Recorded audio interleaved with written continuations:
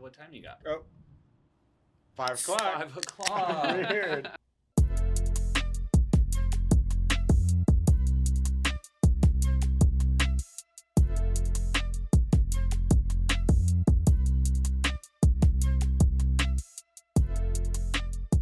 All right, we better crack a beer for 5 o'clock.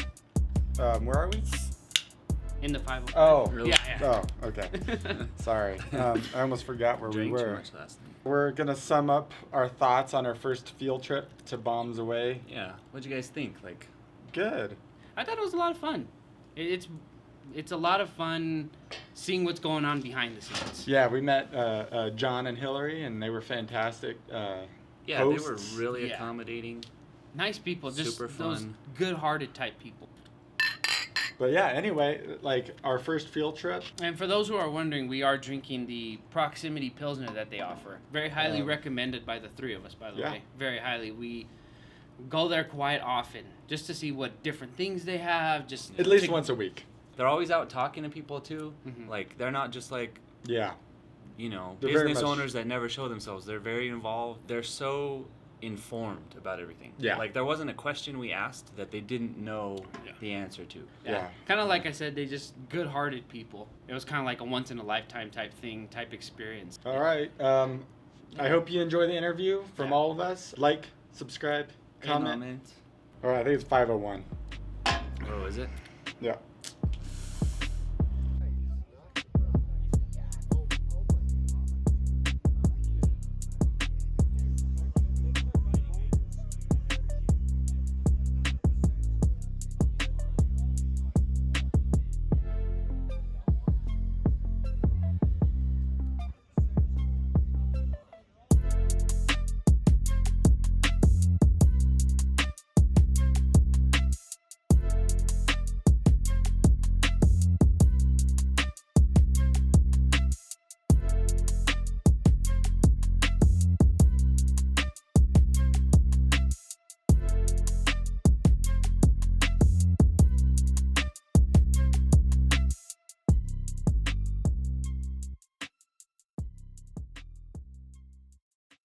And you want to introduce yourself? Sure, I'm John Degnaro, the founder and owner of Bombs Away Beer Company. Excellent.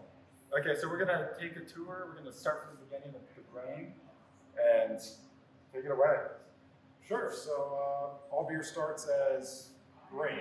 Yep.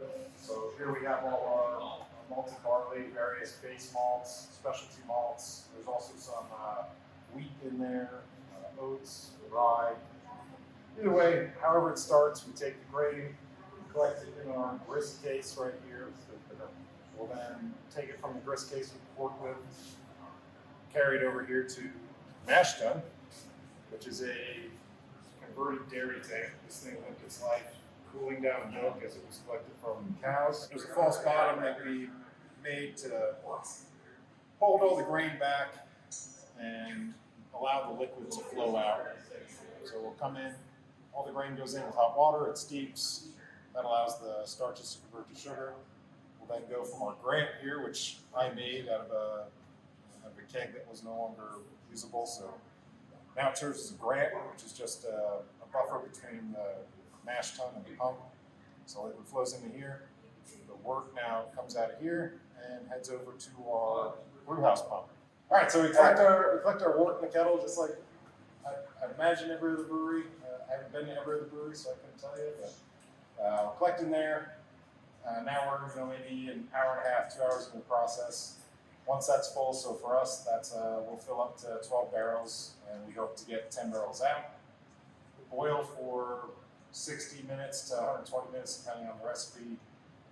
From there, it goes through our heat exchanger, which is you're just taking cold water and you're cooling down the hot wort, and we'll hook up a hose to this port, and it goes to fermentation. So now the hot wort's let's say 65 degrees on average. Could be colder, could be warmer, and then that's when it actually comes to beer. So as far as your brewing, have you only brewed in this climate, like in Albuquerque, or have you brewed in any other locations in the country? I've always had a theory that like different parts of the country, their beer tastes different depending on where you are. Like, You know what? And I think that that's there's qualities there. Like, you're 100% right. Yeah. And I think that comes more from the water than anything Okay. else. Albuquerque water, I think, is fantastic for brewing most styles of beer. Albuquerque and its citizens love drinking IPA. We have fantastic water for IPA. cheers to that. We don't have fantastic water for certain really dark styles, and you want to make some of the really light, driven styles. But Really want like a softer water.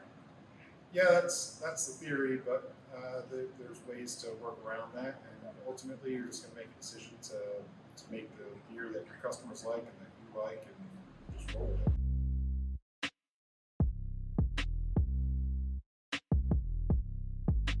What's the story behind bombs away? My first career, I spent 14 years disarming bombs as an explosive ordnance disposal technician. Decided I didn't want to do that anymore, so I narrowed down and went into a brewery. Coming up with a brewery name is kind of a fun game. It's like naming a band. So every witty or cool name you think of, somebody else has. Yeah.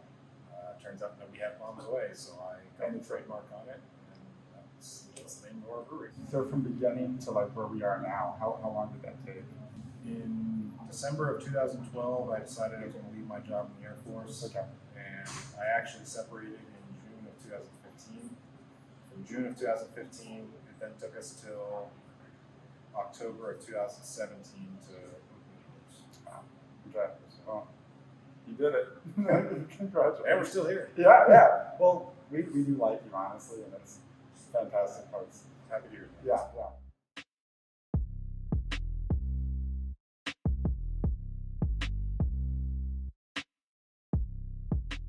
All right, so this is our cold room. Like I picked this up used, just like most things I have, and had a bunch of friends come over. We disassembled it and reassembled it here in the tap room.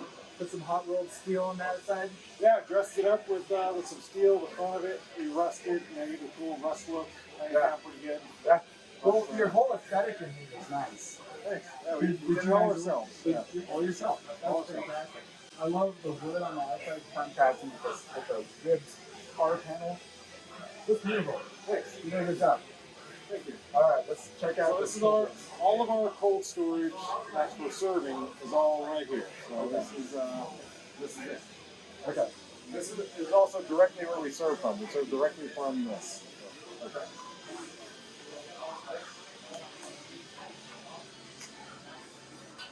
Wow. Oh yeah, that's a relief. Yeah, that was nice. It's all 38 degrees in here. 38. That feels great. What is it, like 98 today? Like, Probably. yeah, this is very I hot. Watch actually says I went 82. from my day today was from between the brewery and here, and I filled up all these today. So Wow. Well, so what are those big old tanks in the back there? all right, so we have 10 serving tanks. Okay. Most breweries that are they're heavy on their taproom sales will have a serving tank. 10 of our taps come directly out of serving tanks, which basically just think of it as a big keg. Yeah. The other 6 come out of kegs. And some of them, it may be, when we filled up the serving tank, we had extra beer, so we filled up kegs. So even though it's coming out of the tap that a serving tank is linked to, you may still come out of kegs. Awesome. And how many gallons are each one of these tanks? Each one is, let's call it 250 gallons, so that's roughly 8.5 barrels of beer to the brim. So if we could fill it all the way to the brim, it's roughly 8.5 barrels. And how fast can you clear one of those? On something like Pilsner, that lasts about 3 weeks. Pretty good. Wow. Okay. And would you say it's fresher out of those than the keg? Or- Depending on the beer style. I mean, there's pluses and minuses with the serving tanks. On a beer like Pilsner, yes, the freshness of it doesn't change from the first pint to the last, as long as the maintenance on the beer lines is kept up, which we're very diligent about. Yeah. So on serving, not all beers go to serving tanks. For example, all of this is all IPA that's in here. Okay. So everything you're looking at here is all IPA, and the reason we do that is as the volume goes down, that headspace now has all those volatile hop oils in it. So that's all your aroma sitting in there. So even though it it doesn't fix the problem. It just makes it shorter lived. That okay, by the time it's a problem, that keg is empty. It can get refreshment. But I've heard multiple people say we have very cold beer, and that's all because those are the backs of the taps right there. That's it. That's fantastic. And I think the added temperature or the lack of it is fantastic. So I think cold beer is important. It's good. Nobody wants warm beer. No, it's a bad thing. Okay, so talk to us about these. They look so interesting. So these are just miniature versions of the tanks that are behind me. They're smaller fermenters. We primarily use them to propagate our own yeast. They could be used for small experimental batches, but each one only holds a barrel of beer, so it's 2 kegs. For us, by the time you put that effort into 2 kegs, it's kind of here and gone. Yeah.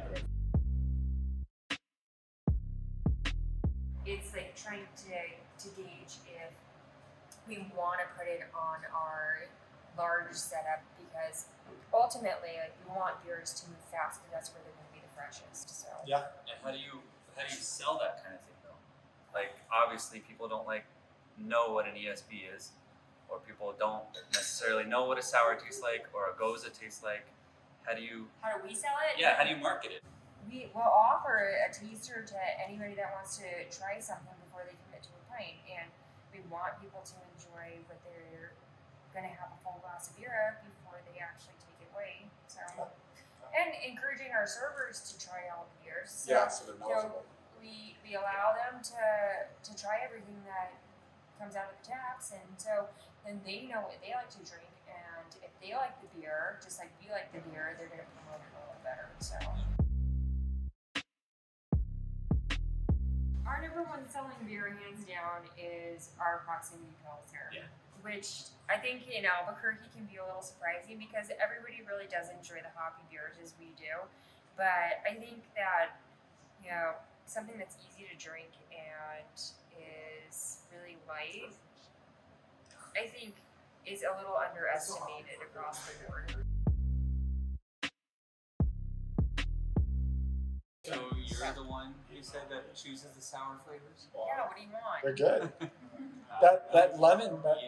I always like. Did you like the lemon? I liked it a lot. I've liked them all. I We like really tart sours. I will say that when I proposed a lemon blackberry and then we made it, it was not like I expected at all. The challenge was with lemon juice, since we hadn't worked with citrus in a sour before. The beer was super hazy. I see what you're doing again. The beer was super hazy, where we like to have a sour that's a little clearer. People enjoy drinking something that's a little clearer unless it's presented to them that expect this to be hazy. I think that sours in general, or gozes, they're typically a little clearer in color. Yeah. And so it was frustrating for us because we couldn't figure out why it was hazy, but then it was a really huge learning process for us. Like, we actually introducing the citrus and saying, okay, we can't really crash out citrus as well as we thought we could with the products that we currently use. So Like fusing different fruits and trying to. Yeah, is that like a no-no or too difficult for this? we can do that. So like we did lemon blackberry. I'm trying to think in the past what other ones we've done. It was supposed to be a citrus forward with a pretty color.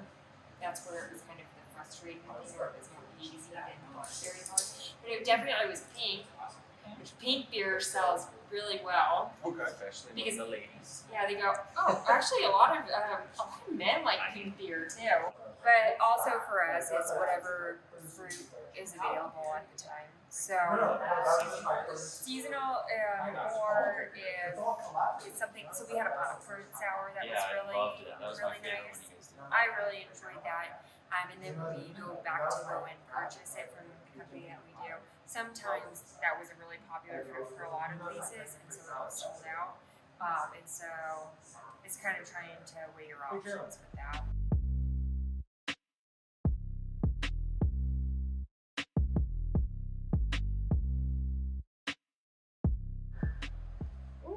Look at that beauty. Thank you, sir.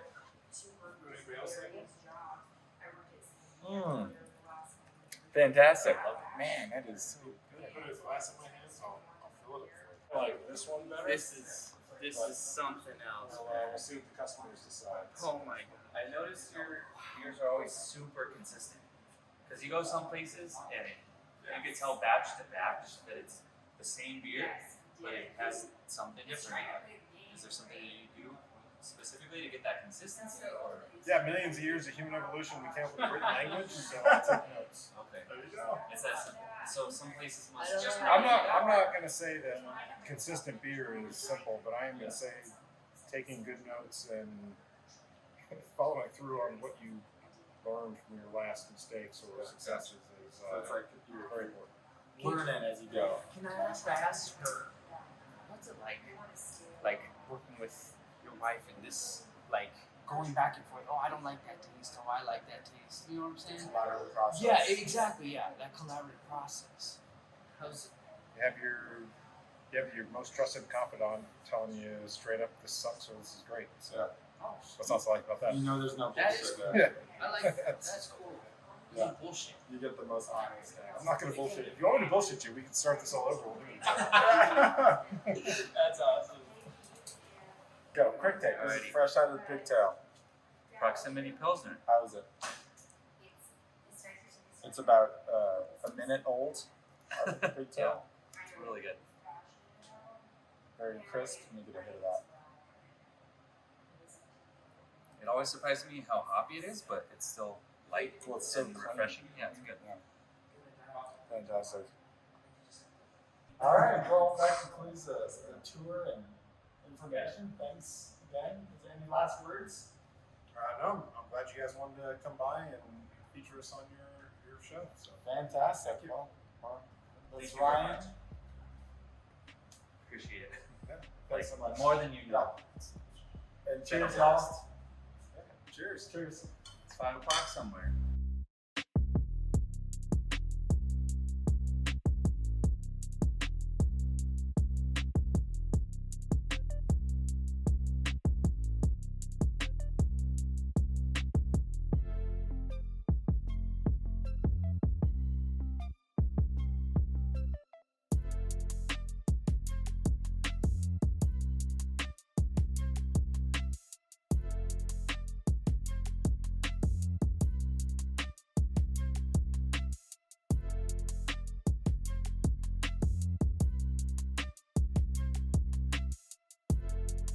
Yeah, one more thing.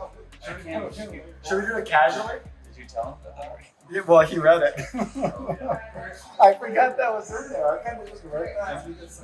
Every time I come here, I'm like, oh man, I can't wait to get to the back. All right, you have the camera. You ready? Oh, okay. All right, so Well, that's good. tell us about your urinal kits. Well, we use the blue spiky ones. They're the cheapest ones that I can buy at the restaurant supply store. Are they the So- cheapest? They sure are. Oh, So I buy the cheapest ones I can get, and it turns out it makes They're the it best. smell really good. and they don't splash on you. Yeah, it's great.